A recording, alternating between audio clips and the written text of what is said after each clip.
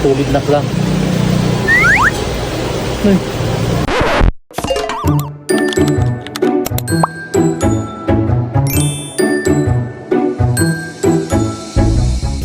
So, ito na yung part 2 ng ating mini vlog dito sa General Trias Cavite of the Philippines. Kung naghahanap kayo ng bagong cafe na pwedeng puntahan dito sa Cavite, pwede nyo itong idagdag sa inyong listahan. After namin maglibot dito sa Kawayan Eco Park, syempre hindi namin papalagpasin yung kanilang floating cafe. So pagpasok pa lang talaga ay sobrang relaxing na ng ambience. Madaming plants, may koi pond, tapos may pa-stepping stones pa. Perfect talaga ito sa pang picture at pang video. Yung parang feeling mo nasa isang hidden resort na hindi mo akalain na sa General Trias lang ito. And isa sa mga nagustuhan ko dito ay yung cozy at peaceful na paligid. Kahit na maraming tao, hindi pa rin nakaka-stress dahil maluwag yung place. Saka ang ganda ng pagkakadesign ng bawat area. Meron din pala silang iba't ibang seating options na pwede kayong pumili kung saan kayo mas comfortable. So, una naming napili ay dito sa outdoor area. Pero sabi ng aking mister ay parang mainit dito. So, since wala pa masyadong tao dun sa loob, ay lumipat na kami agad. Madami pa ang available seat na pwede naming pagpwestuhan. Syempre, hindi namin papalagpasin yung kanilang signature floating cafe experience nila na talagang unique. Isa pa sa mga nagustuhan ko dito ay ang daming Instagram worthy spots. Halos bawat sulok pwede kang magpicture. Kaya kung mahilig kayong gumawa ng content or magpost sa social media, sulit na sulit ka dito. Mas maganda pa talaga ang vibes dito kapag gabi na dahil umiilaw na ang buong cafe. Mas cozy at mas romantic ang atmosphere. Kaya gusto ko rin talagang bumalik dito sa evening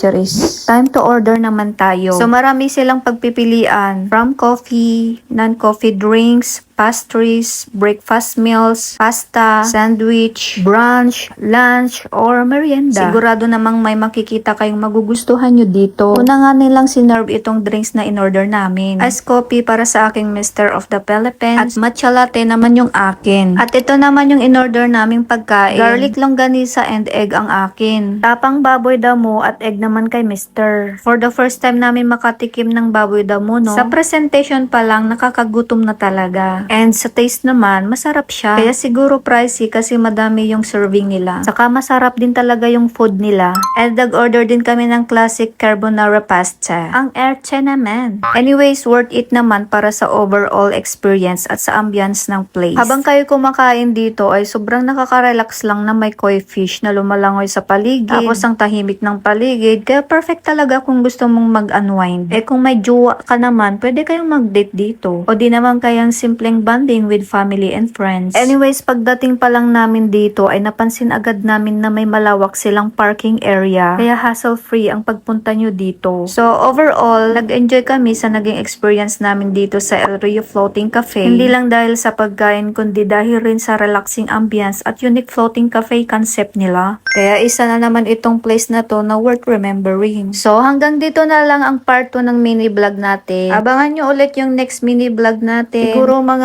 after 1 month ulit.